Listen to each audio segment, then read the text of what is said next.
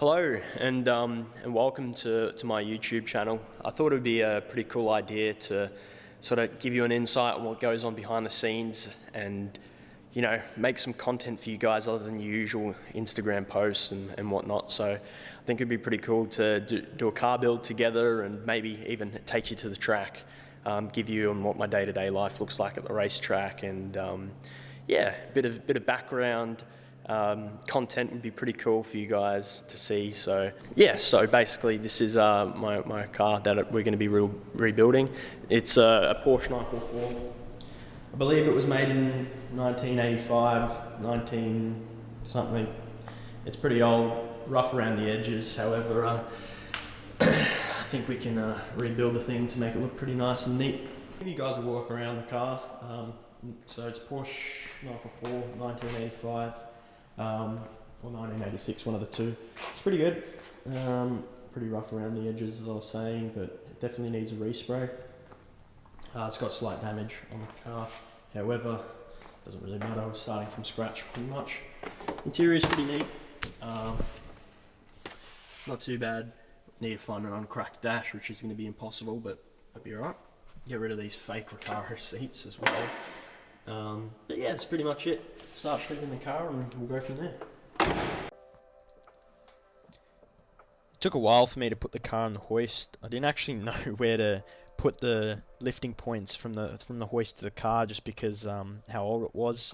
You needed kind of a special like sort of U pickup point for the back, but I had to make do with what I had and made sure it was all safe before I lifted it. Didn't want any hassles down the road because it's going to be on the hoist for quite a while.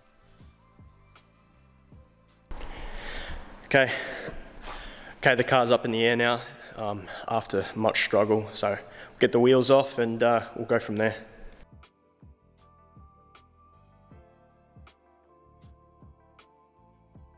Cool, so we're maxed out and doesn't look like the car's actually too bad, to be honest.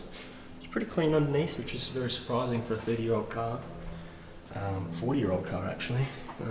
Just needs a really good clean. Not much rust. We'll be building a brand new exhaust for it, which will be a bit of fun. But yeah, the car's actually not too bad underneath, which is very surprising. Doesn't look like it's been in the big shunt. Rails are straight. There's not much damage there. But yeah, I'll go ahead. We'll drain the fluid, try not to make a mess, and go from there. The oil drain was pretty straightforward. The oil looked pretty clean. It wasn't too bad. I think the fella that serviced it last actually used red Loctite on the sump plug because it was impossible to get off. But other than that, the oil was good, which was very surprising and super happy, meaning the engine's healthy. Alright, the oil's out. It doesn't look too bad. Dad, what do you reckon? Alright, it's bit of work involved here, bro. Mate, gotta respect the journey, alright? The journey. Well, it's not disgusting. There's no shavings on the magnet, so that's good. Good start. The engine's alright. They run a transax all these things. What? What are you talking about? Yeah. What? Do they? Oh, they do. Yep. Yeah, it must be. Where's the gearbox? Huh. I actually do. That's pretty cool. Wait for this to drain. Should we get the special shocks in this thing, mate? Nah, we'll put bags, mate. That's where it's at. Okay, so the oil's out of the car. Didn't look too bad. We'll move on to the coolant, then take the bonnet off and start taking the engine out. It was pretty cool to see the car had a transaxle. I had no idea it did. What makes it even cooler is that it had a transaxle in the 1980s, so it was pretty cool from Porsche to see that, thinking outside the square, putting more weight to the rear of the car. But other than that, the coolant was an easy drain. There wasn't any issues with that, except later on you'll hear I forgot to undo sort of like a vacuum line or the cap just to get all the liquid out. And then I made a mess later on, but yeah, it was pretty good. Okay, car's down. We're gonna get the bonnet off, start stripping the engine. I'm gonna get Dad to give me a hand to get the bonnet off because it's gonna be a bit difficult, but bit of a mess. We're gonna shave the engine bay eventually, so it'll look pretty cool.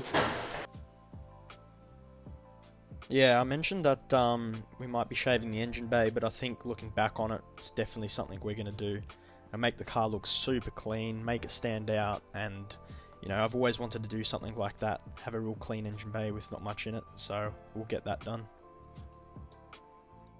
Right, the bonnet's off, we'll crack on with taking the engine out little bit by little bit. So basically, I just started ripping plugs off, taking as much as I can off the engine, because at this stage I still thought I was going to be getting the engine out on that weekend, but you know, I didn't have a transmission jack, as you find out later on, because of the whole solid drive line. But yeah, this is pretty much the boring stage of the build when you're tearing things apart, but it will get better when we start rebuilding each component, painting, obviously fabricating. We'll be doing that a lot.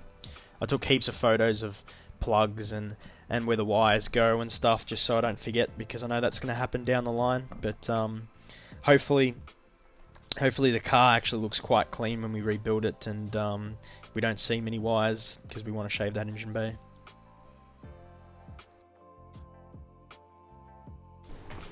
Right, intake's all out. We'll continue getting rid of all the other stuff, slowly but surely. We're getting there.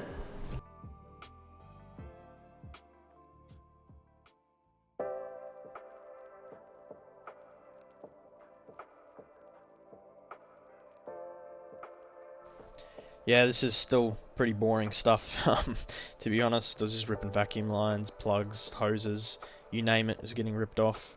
Fortunately, I didn't actually break anything. Even looking back on it now, I don't think I broke any plug, thankfully, off the engine, off the loom, off the headlights, whatever, which was really, really good. So that just means less work down the future.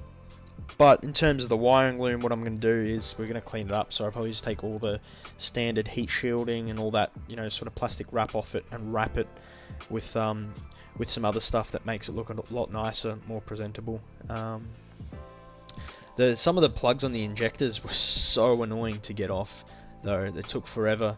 Had like the smallest screwdriver in the weirdest position to unplug the thing. But I didn't break it, thank God. I would have cracked it if I did. You know how it feels. But that's pretty much it. I got pretty disappointed when I couldn't get the engine out, not gonna lie, but it's better to do it right than to rush it.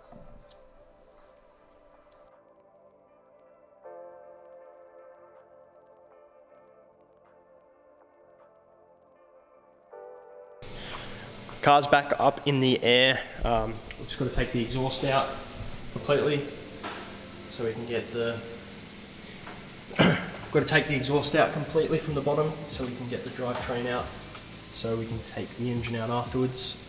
There's not much that we need to undo from under here. It's pretty much all done. Made a complete mess. There's still liquid in the rad, so yeah, we'll get rid of this exhaust. Crack on. Okay, update. We have the exhaust completely out of the car, so we can crack on and get the last couple of plugs underneath off the engine. It's pretty much it. And the exhaust is not in the best shape, but luckily we're building a new one, so it's pretty much junk here. Okay, so change of plans. Didn't realise that had a whole solid sort of drivetrain. So what we're going to have to do is buy a transmission jack to hold the rear end up. So we can't get the engine out now, but we'll keep stripping the front end, take the front bar off, and we'll continue with taking all the overflow tanks and the rad out as well. So we'll crack on with that. Zooming in your face. Pretend mechanic right here. Oh, you're so mean. Not gonna lie, that whole time I was ripping apart the car with Dad, he was giving me crap for it. But he'll soon realise how cool the car's gonna be when it's slammed on the ground, dragging the frame down the Pean Highway with sparks flying out the back of it. But in all seriousness, we really got a lot done in one day. I think we only spent about 6 hours on it, which is good. It's good to see the car's so easy to work on as well. Like most German cars nowadays are hours and hours unless you got the right tools and have the right knowledge to take stuff off. But yeah, it's good to see this car is pretty raw. It's easy to work on, which is really good to see, and yeah, it's going to make it a lot easier to modify it in the future. Thanks everyone for watching. That completes today for me at least. Basically, just waiting on that transmission jack before we can even touch the engine. Didn't realise we'd need one with that whole sort of solid drivetrain thing. But yeah, I'm pretty happy with how today went. And just touching on what I said before, it's pretty cool to do something outside the whole motorsport thing and really show you what my life's like beyond the steering wheel sort of thing. So it's pretty cool. I'm really enjoying it so far and hope you are too. I'll see you in the next one.